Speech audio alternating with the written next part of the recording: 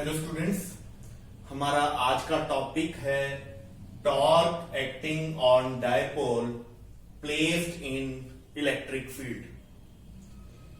तो ये जो टॉपिक है ये वैसे तो बड़ा सिंपल टॉपिक है, लेकिन इसमें बच्चों की बहुत बड़ी कंफ्यूजन है, क्योंकि वो उन्हें ये या तो टॉर्क और कपल, जब तक इस चीज का कंसेप्ट उनके माइंड में क्लियर नहीं होगा तब तक ये डेरिवेशन आपको मुश्किल लगेगी।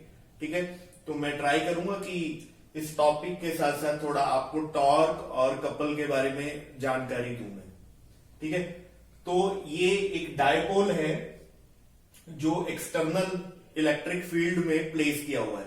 ठीक है, तो इलेक्ट्रिक फील्ड की डायरेक्शन क्या होती है वो आपको पता है। इलेक्ट्रिक फील्ड की डायरेक्शन वो होती है जहां पर एक पॉजिटिव टेस्ट चार्ज जहां पर जिस डायरेक्शन में जाना चाहेगा। ठीक है, तो अगर ये इलेक्ट्रिक फील्ड की डायरेक्शन होती है और इलेक्ट्रिक फील्ड की डायरेक्शन हम वो डायरेक्शन को कहते हैं यहां पर एक यूनिट पॉजिटिव टेस्ट चार्ज जिस डायरेक्शन में जाना चाहेगा, तो डायपोल का जो पॉजिटिव चार्ज है ऑब्वियसली फिर वो उसी डायरेक्शन में जाएगा जिस डायरेक्शन में आपकी एक्सटर्नल इलेक्ट्रिक फील्ड है। ठीक है, और जो माइनस क्यू चार्ज है वो एक्सटर्नल इलेक्ट्रिक फील्ड से अपोजिट डायरेक्शन में जाना चाहेगा। ठीक है, तो अगर हम दोनों पर देखें तो दोनों पर फोर्स सेम ही लगेगी, F1 और F2 दोनों पर फोर्स सेम लगेगी, लेकिन क्योंकि उनकी डायरेक्शन डिफरेंट है इसलिए जब हम उसे वेक्टर फॉर्म में लिखेंगे तो मैंने उन्हें F1 और F2 नाम दे दिया। Otherwise in terms of magnitude दोनों चार्जेस पर, डायपोल के दोनों चार्जेस पर फोर्स सेम लग रही है। ठीक है, इनिशियली हमने मान लिया है कि जो हमारा डायपोल है that is making an angle theta with external electric field. ठीक है, अब जब इसके दो एंड पर दो फोर्सेस लग रही हैं, ठीक है, और दोनों की डायरेक्शन अलग है, तो उसकी वजह से ये जो डायपोल है ये आपका ऐसे क्लॉकवाइज डायरेक्शन में रोटेट करेगा, बिकॉज जब दो डायरेक्शन पर अलग अलग फोर्सेस लगती हैं, ठीक है, तो फिर वो एक कपल फॉर्म करते हैं। ठीक है, अब बात आ गई टॉर्क क्या होता है और कपल क्या होता है। ठीक है, तो वो मैं आपको बताता हूं।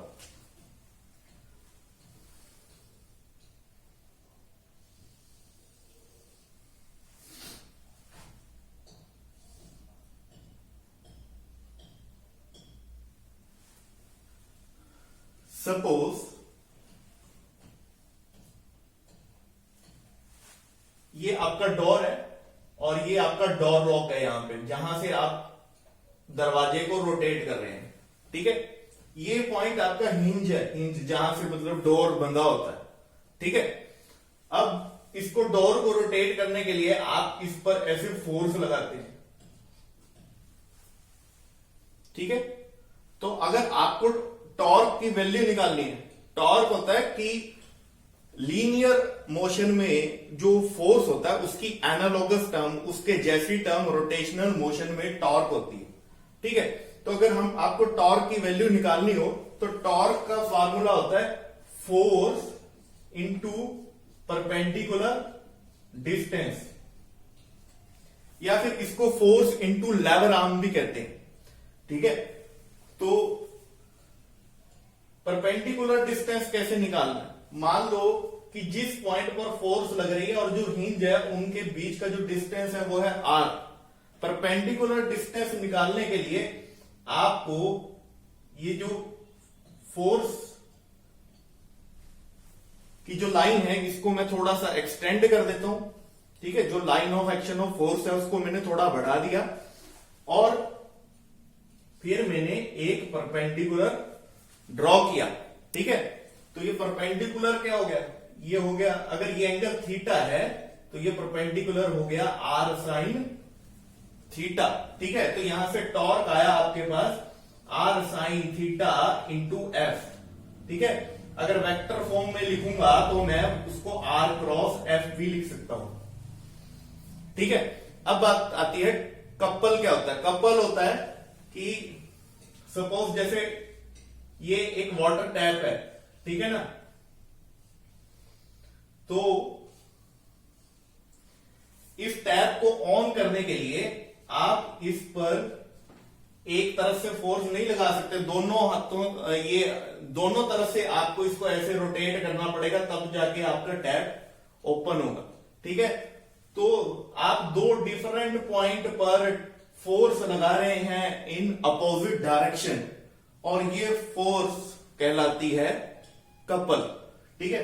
तो यहां पर भी कुछ ऐसा ही हो रहा है, ठीक है।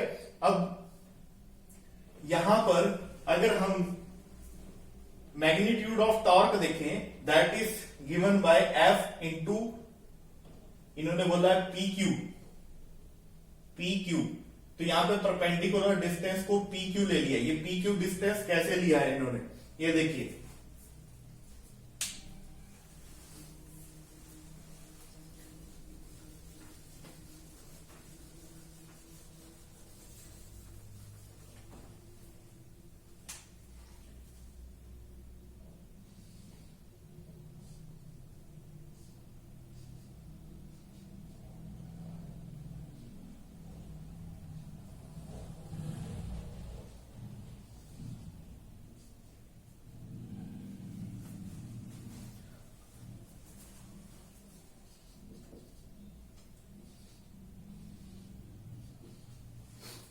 जैसा कि मैंने आपको बताया था कि हमें एक्सिस ऑफ रोटेशन से परपेंडिकुलर डिस्टेंस लेना है, एक्सिस ऑफ रोटेशन से, ठीक है।